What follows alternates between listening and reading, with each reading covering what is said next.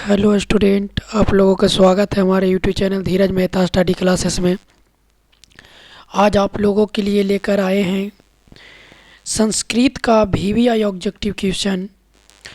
जो अगर आप लोग संस्कृत में अच्छा नंबर लाना चाहते हैं तो इस वीडियो को एंड तक ज़रूर देखें और आप अच्छा नंबर लाएं। इससे फालतू एक भी क्वेश्चन जो है एग्ज़ाम में नहीं पूछेगा। इसको बहुत मेहनत से तैयार किया गया है, तो इसलिए इस वीडियो को एंड तक देखें। देखिए, मंडलम पार्ट से लिया गया ऑब्जेक्टिव क्वेश्चन है। सारा लेसन बाय लेसन जो है ऑब्जेक्टिव क्वेश्चन जो हम तैयार किए हैं, देखिए लेसन बाय लेसन है। आप लोग इसको एंड तक देखें और ध्यान से देखें और सुने मेरी बातों को। न है तो जो इम्पोर्टेंट जो हम वीवीआई करवाएं उसको कॉपी और पेन लेकर बैठें, जो कि आप उसको उतारने की भी कोशिश करें। तो चलिए, आप लोगों को पता है कि ऑब्जेक्टिव पूछे जाएंगे 50 क्वेश्चन, जिसमें से 100 क्वेश्चन पूछे जाएंगे, जिसमें से 50 क्वेश्चन का ही उत्तर देना है। मैथ और हिंदी और संस्कृत का 100 ऑब्जेक्टिव रहेगा, जिसमें आपको 50 मार्क्स का ही बनाना है। तो अगर आप लोग ये 3 सब्जेक्ट पर कमांड कर लिए तो आपका रिजल्ट परसेंटेज बहुत अच्छा आएगा। तो स्टूडेंट, इसको अच्छा से आप सुने। चलिए देखिए, मंडलम पाठ कहाँ से संकलित है? तो उपनिषद से। सबसे पहला क्वेश्चन है कि मंडलम पाठ कहाँ से लिया गया है या कहाँ से संकलित है? तो उपनिषद से संकलित है। महान से भी महान क्या होती है? तो आत्मा होती है। महान से भी महान क्या होती है? तो आत्मा होती है। सूक्ष्म से सूक्ष्म कौन है? तो आत्मा है। सूक्ष्म से भी सूक्ष्म कौन है? तो आत्मा है। मंडलम पाठ के रचनाकार कौन है? तो वेद व्यास हैं। मंडलम पाठ का जो है कौन है?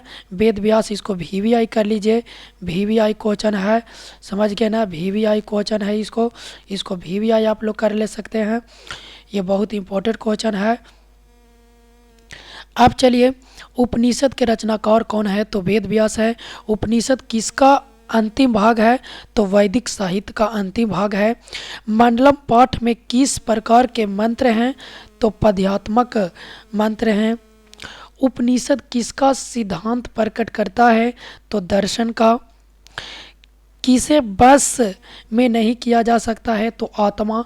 आत्मा एक ऐसी चीज़ है जिसको आप बस में नहीं कर सकते हैं। किसे बस में नहीं किया जा सकता है? क्वेश्चन डायरेक्ट पूछेगा तो डायरेक्ट आप ऑप्शन में मारिएगा, आत्मा। विद्वान शोक रहित होकर किसको देखता है?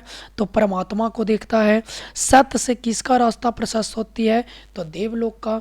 अगर आप सत्य से सारा काम कर रहे हैं, सत्य से सारा चीज़ को जो उपयोग होता है, जो कर रहे हैं आप लोग, सत्य के मार्ग अपनाए हुए हैं, तो आप लोग को देवलोक का वो रास्ता प्रशस्त होता है। यह संपूर्ण संसार किसके द्वारा अनुशासित है? तो परमात्मा के द्वारा अनुशासित है। वेदा हेमंत पुरुष महंत वेदते नाय मंत्र किस उपनिषद से लिया गया है? तो श्वेतांत्र उपनिषद से लिया गया है। आगे देखिएगा स्टूडेंट, अर्णोन्याना महत्वमह्याना मंत्र किस उपनिषद से संग्रहित है? तो कठोर उपनिषद से। ये वीवीआई क्वेश्चन है, ये जरूर पूछेगा दोस्त। ये आप लोग ध्यान से समझिए, ये क्वेश्चन एकदम वीवीआई है। इसको आप वीवीआई क्वेश्चन को कर लीजिए, और ये पूछेगा तो पूछेगा, इसलिए इसको आप वीवीआई कर लीजिए। नदियाँ नाम और रूप को छोड़कर किस में मिलती है? तो समुद्र में मिलती है। किसकी विजय नहीं होती है? तो असत्य की कभी विजय नहीं होती है। किनकी महिमा का गायन हुआ है? तो विद्वान। सबसे बड़ा खजाना क्या है? तो सत्य है। सत्य से बड़ी कोई खजाना नहीं है। ईश्वर क्या है? तो ईश्वर एक सत्य है। ईशावास्योपनिषद में किसके विषय में कहा गया है? तो सत्य के विषय में कहा गया है। कठोपनिषद में किसके बारे में कहा गया है? तो मोक्ष के बारे में कहा गया है। श्वेतो उपनिषद में किसके बारे में कहा गया है? तो परमात्मा के बारे में कहा गया है। ये दोनों में से एक ऑब्जेक्टिव जरूर पूछेगा कि कठोपनिषद में किसके बारे में कहा गया है? तो मोक्ष के बारे में। श्वेतोश्रो उपनिषद में किसके बारे में कहा गया है? तो परमात्मा के बारे में कहा गया है। किसके प्रभाव से विद्वान शोक रहित होता है? तो इंद्रियां। इंद्रियां के कारण जो होता है विद्वान जो होता है शोक रहित होते हैं। सत्य मार्ग से विद्वान कहाँ जाते हैं? तो देवलोक जाते हैं। सत्य से क्या चीज़ का रास्ता प्रशस्त होती है? तो देवलोक की रास्ता प्रशस्त होती है। कौन अपने नाम और रूप को छोड़कर समुद्र में मिल जाते हैं? तो नदियाँ।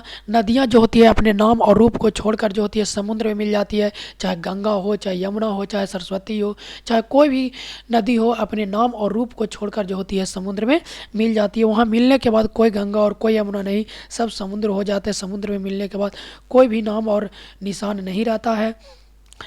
तो उसी प्रकार है मनुष्य का भी ज़िंदगी में जब धरती पर है तो सब कुछ है, जब यहाँ से चला जाता है तो सब कुछ ख़त्म हो जाता है। तो ये सब मोह माया है। इसलिए आप लोग मेहनत करके पढ़िए और ध्यान से सत्य की रास्ता को अपनाइए और सत्य की रास्ता पे चलिए। चलिए अगला क्वेश्चन, साधक किसको पार करते हैं? तो मृत्यु को। साधक किसको पार करते हैं? तो मृत्यु को। सत्य धर्म के लिए किसको हटा दे? तो हिरण्मयन पात्र को हटा दे। ये VVI क्वेश्चन है, ये VVI क्वेश्चन है, इसको टिक आउट कर लीजिए आप, इसको टिक आउट कर लीजिए। ये VVI क्वेश्चन है, इसको टिक आउट कर लीजिए। VVI क्वेश्चन है, ये VVI है, VVI इसको कर लीजिए। चलिए नेक्स्ट, सत्य का मुख किस पात्र से ढका हुआ है? तो स्वर्ण। ये दो ऑब्जेक्टिव में एक ऑब्जेक्टिव जरूर पूछ देगा। 27 और 28 VVI क्वेश्चन है, समझ लीजिएगा। सत्य धर्म के लिए किसको हटा दें? तो हिरण्मयन पात्र को हटा दें। सत्य का मुख किस पात्र से ढका है? तो स्वर्ण से ढका हुआ है। नदियाँ क्या छोड़कर समुद्र में मिल जाती है? तो नाम और रूप को छोड़कर समुद्र में मिल जाती है। प्राणियों के हृदय रूपी गुफा में कौन बंद होता है? तो आत्मा बंद होती है। प्राणियों के हृदय रूपी गुफा में कौन बंद होता है? तो आत्मा बंद होती है। चलिए नेक्स्ट पेज। नेक्स्ट पेज में नदियाँ कहाँ जाकर मिलती है? तो समुद्र में मिल जाती है। किसकी जय होती है? तो सत्य की जय होती है। किसका मुख सोने के पात्र से बंद है? तो सत्य का। किसका मुख सोने के पात्र से बंद है? तो सत्य का। ब्राह्मण का मुख किससे ढका हुआ है? तो सोने से। विद्वान अपना नाम छोड़कर किस में मिल जाता है? तो परमात्मा में मिल जाता है। ऋषि लोग देवलोक की प्राप्ति के लिए किस मार्ग को अपनाते हैं? तो सत्य मार्ग को अपनाते हैं। हिरण्मयन पात्रे सत्य धर्माया दृष्टियते किस उपनिषद का मंत्र है? तो ईश्वास्यो उपनिषद का मंत्र है। ये भी VVI क्वेश्चन है, इसको भी आप VVI क्वेश्चन कर लीजिए, इसको भी आप VVI क्वेश्चन कर लीजिए, इसको भी आप VVI क्वेश्चन कर लीजिए। उपनिषद के अंतिम भाग में किसका सिद्धांत है? तो दर्शन शास्त्र का है। आदित्य का पर्यायवाची क्या हो गया? तो सूर्य हो जाएगा। चलिए नेक्स्ट, सत्य में जयते किस उपनिषद से संकलित है? तो मुंडको उपनिषद से। इसको 100% आप VVI क्वेश्चन कर लीजिए, इसको 100% इसको VVI आप कर लीजिए, इसको जो है 100% VVI कर लीजिए। ये बहुत इम्पोर्टेंट है, ये जो है बहुत इम्पोर्टेंट क्वेश्चन है। इसको 100% क्वेश्चन में पूछा हुआ क्वेश्चन है। ये क्या है? पूछा हुआ क्वेश्चन है कि सत्यमेव जयते किस उपनिषद से संकलित है? तो मुंडको उपनिषद से। किसकी जीत नहीं होती है? तो असत्य की जीत नहीं होते हैं। छोटे से भी छोटा और बड़े से भी बड़ा क्या होती है? तो आत्मा होती है। नदियाँ समुद्र में कैसे मिलती है? तो नाम और रूप को छोड़कर जो होता है समुद्र में मिल जाता है। सत्य का मुख किससे ढका हुआ है? तो हिरण्मय पात्र से ढका हुआ है। सब पूछा हुआ क्वेश्चन है, क्वेश्चन बैंक का क्वेश्चन है। देखिए लिखा हुआ है क्वेश्चन बैंक, आपको हम एक जमा करके दे दिए हैं। सत्यमेव जयते किस उपनिषद का मूल मंत्र है? तो ईश्वास्यो उपनिषद का मंत्र है। मंडलम पाठ में कुल कितने मंत्र होते हैं? तो 5 मंत्र होते हैं। हिरण्मयन पात्रेन दृश्यते यह मंत्र किस उपनिषद से उद्गत है? तो ईश्वो उपनिषद से। ईश्वा उपनिषद से। महान से भी महान क्या होती है? आत्मा। यह संपूर्ण संसार किसके द्वारा अनुशासित है? तो परमात्मा। वेदामेंत पुरुष महानता वेद्यते नया मंत्र किस उपनिषद से लिया गया है? तो श्वेतर उपनिषद से लिया गया है। मंडलम कहाँ से संकलित है? तो उपनिषद से संकलित है। मंडलम कहाँ से संकलित है? तो उपनिषद। याद रखिएगा कि मंडलम कहाँ से संकलित है? तो उपनिषद से। अनोर अनियाना महतो महियाना आत्मा आत्मा मंत्र किस उपनिषद से संग्रहित है? तो कंठो उपनिषद से। कौन सी से? कंठो उपनिषद से। कौन सा उपनिषद से? तो कंठो उपनिषद से। नदियां नाम और रूप को छोड़कर किसमें मिल जाती है? तो समुद्र में। अनोनियाना महियाना पदांश के रिक्त स्थान में कौन सा पद होगा? तो महतो होगा। महतो होगा। कौन सा होगा? महतो होगा। स्वर्णमय पात्र किससे मुख ढका हुआ है? तो सत्य से ढका हुआ है। चलिए अगला क्वेश्चन पाटलिपुत्र वैभव से। चलिए पाटलिपुत्र पटना के नाम से कब से प्रसिद्ध हुआ? तो मध्यकाल में प्रसिद्ध हुआ। किसने कहा पाटलिपुत्र की नगर शोभा देखने में प्रिय था? तो मेगास्थनीज ने। पटना का पुराना नाम क्या है? तो पुरुषपुर। पटना का पुराना नाम क्या है? इसको आप वीवीआई कर लीजिए, इसको वीवीआई कर लीजिए, इसको वीवीआई कर लीजिए और इसको भी वीवीआई कर लीजिए कि किसने कहा पाटलिपुत्र की नगर शोभा देखने में प्रिय था? तो मेगास्थनीज। किसने कहा था? मेगास्थनीज। इसको एकदम 100% वीवीआई कर लीजिए। ये आवेगा तो आएगा, पूछेगा तो पूछेगा। ये एकदम सही बता रहे हैं। इसको आप वीवीआई कर लीजिए, इसको आप वीवीआई कर लीजिए, 100% वीवीआई कर लीजिए इसको, क्योंकि ये पूछने वाला क्वेश्चन है कि किसने कहा पाटलिपुत्र की नगर शोभा देखने में प्रिय था? तो मेगास्थनीज। पटना का पुराना नाम है पुरुषपुर। मध्यकाल में पटना लगभग कितने वर्षों तक शीर्ण रहा? तो 1000 वर्ष पूर्व। पटना के उत्तर दिशा में कौन सी नदी है? तो आपको पता है कि पटना में कौन सी गंगा बहती है? तो गंगा बहती है। कहा कि पटना गंगा के किनारे स्थित है। पाटलिपुत्र में कौन बार बार आए थे? तो भगवान बुद्ध आए थे। कौन आए थे? भगवान बुद्ध आए थे। चलिए अब हम लोग 3rd पेज में आ गए हैं। पटना नगर की पालिका देवी कौन है? तो शीतला देवी है। कौन? पटन देवी है। पटना नगर की पालिका देवी कौन है? तो पटन देवी है। पटना किस नदी के किनारे अवस्थित है? तो गंगा के किनारे अवस्थित है। पटना किस नदी के किनारे स्थित है? तो गंगा के किनारे स्थित है। पटना में कौमुदी महोत्सव कब मनाया जाता है? तो गुप्त वंश काल में। किस काल में? गुप्त वंश काल में। पूछेगा कि कौमुदी महोत्सव कब मनाया जाता है? तो गुप्त वंश काल में। गुप्त वंश काल में। मेगास्थनीज पटना किसके समय में आया था? तो अशोक के समय में आया था मेगास्थनीज। इसको एकदम वीवीआई कर लीजिए, इसको वीवीआई कर लीजिए, इसको वीवीआई कर लीजिए कि मेगास्थनीज पटना किसके समय में आया था? तो मेगास्थनीज जो है अशोक के शासनकाल में आया था। अशोक के शासनकाल में आया था। पाटल पुष्पों की पुतलिका रचना के आधार पर पटना का कौन सा नाम है? तो पाटली पुत्र नाम है। जो पूछेगा कि जो पुष्प है पाटल पुष्प, वो किस चीज पर है? तो बताइएगा कि पाटलिपुत्र पे है। बिहार की राजधानी कहाँ है? तो बिहार की राजधानी जो है पटना है। कौमुदी महोत्सव किस अवसर पर दिखाई पड़ती है? तो दुर्गा पूजा। कब? दुर्गा पूजा। और कौमुदी महोत्सव किस काल में मनाया जाता है? तो गुप्त वंश काल में मनाया जाता है। गुप्त वंश काल में मनाया जाता है, याद रखिएगा। और कौमुदी महोत्सव किस अवसर पर मनाया जाता है? तो दुर्गा पूजा पर मनाया जाता है। कब? दुर्गा पूजा पर मनाया जाता है। किस नदी पर गांधी सेतु सड़क मार्ग बना है? तो बता दीजिएगा गंगा, जो सबसे महात्मा गांधी सेतु पुल जो पटना में है। योग सूत्र के रचनाकार कौन है? तो पतंजलि है। शरत काल में कौन सा महोत्सव होता है? तो कौमुदी महोत्सव होता है। कौमुदी महोत्सव किस वंश से प्रचलित है? गुप्त वंश। व्याकरण के रचनाकार कौन है? पाणिनि। पटन देवी कहाँ अवस्थित है? तो पटना में। एशिया महादेश का लंबा पुल सेतु कहाँ है? तो कहाँ है? बताइएगा। पटना में। सबसे एशिया महादेश का लंबा पुल जो होता है सेतु कहाँ स्थित है? तो पटना में। गोलघर कहाँ स्थित है? तो पटना में। गुरु गोविंद सिंह का जन्म कहाँ हुआ था?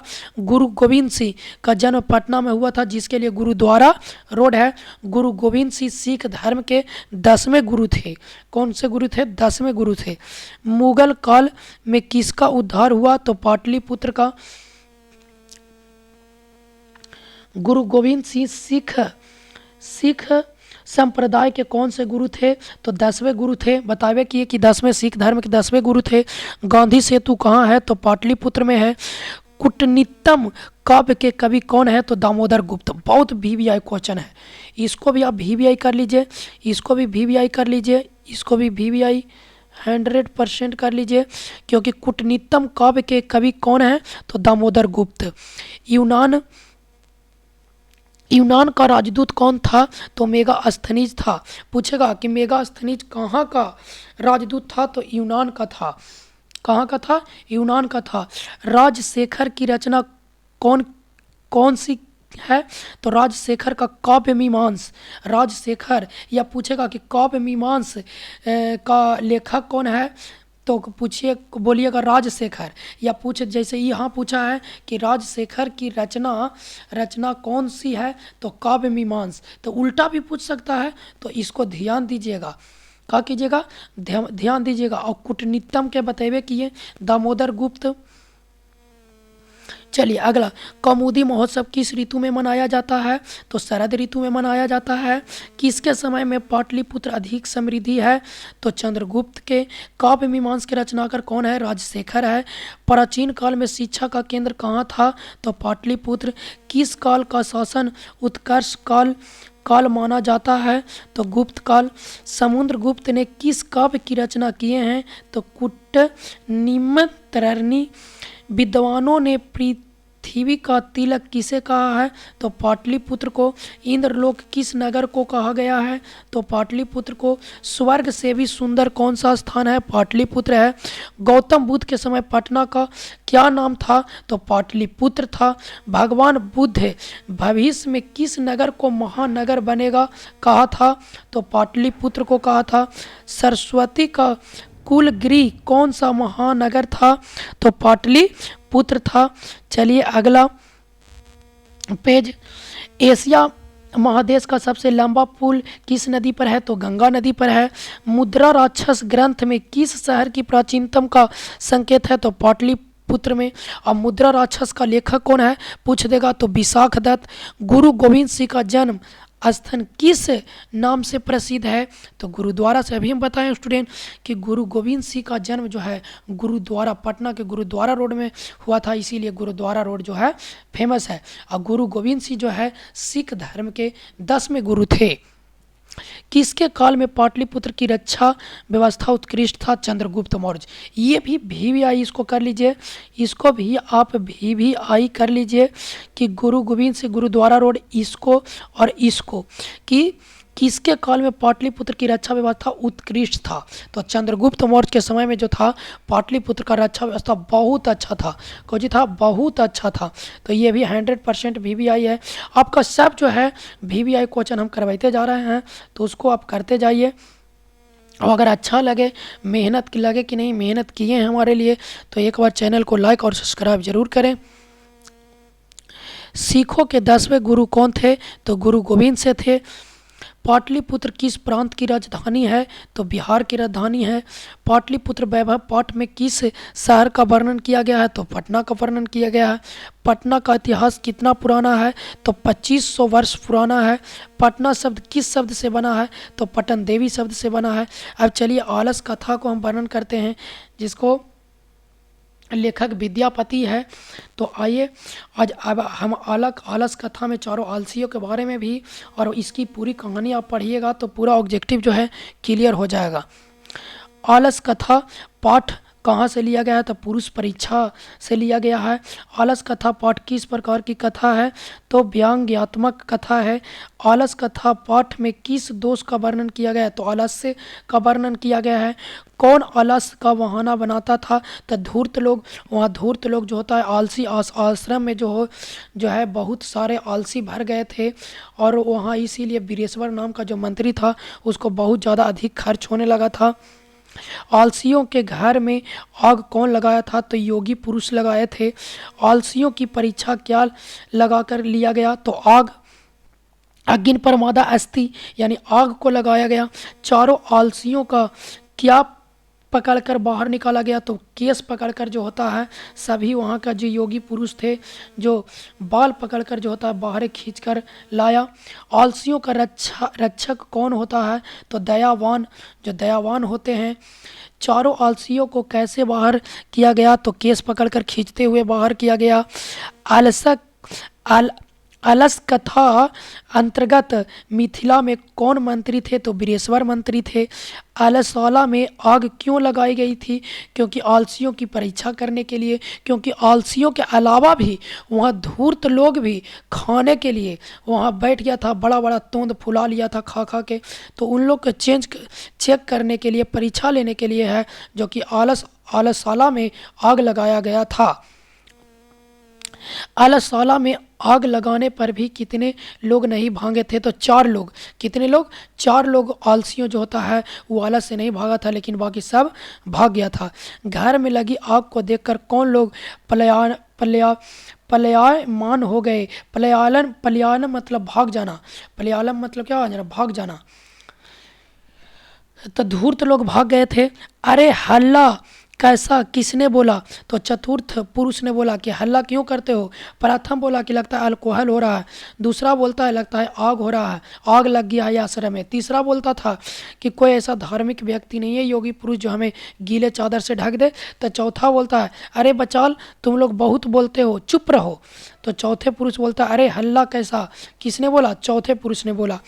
लगता है इस घर में आग लग गई। किस पुरुष ने कहा? तो द्वितीय पुरुष ने कहा। आग को गिरते हुए देखकर कौन आलसियों को बाहर निकाला? योगी पुरुष निकाला केस पकड़ते हुए। दयावान लोग किसका रक्षक होता है? तो आलसी का। विद्यापति कौन थे? तो कवि थे। विद्यापति का अस्थि, तो विद्यापति लोकप्रिय मैथिली कवि अस्थि, यानी विद्यापति एक मैथिली कवि थे और एक बहुत ही अच्छा कवि थे। पुरुष परीक्षा किस रूप से विभिन्न मानव गुणों के महत्व का वर्णन करता है? तो कथा रूप। पुरुष परीक्षा किस भाषा में लिखित है? तो संस्कृत भाषा में। पुरुष परीक्षा क्या शिक्षा देती है? तो दोष निराकरण। बनावटी आलस्य दिखाकर कौन भोजन ग्रहण करते थे? तो धूर्त लोग। स्थिति सक्रिय मूल ही के धनती जनतब या उक्ति किस पाठ से संकलित है? तो आलस कथा से संकलित है। इसके आगे अगला वीडियो में देंगे स्टूडेंट, क्योंकि ये वीडियो बहुत लंबा हो चुकी है। तो अगले वीडियो में हम आप लोगों को फिर से इसके आगे देंगे, उसके लिए आप लोग इंतज़ार कीजिएगा। तो thank you, thanks for watching video. और अगर अच्छा लगे तो लाइक और सब्सक्राइब करें। धन्यवाद।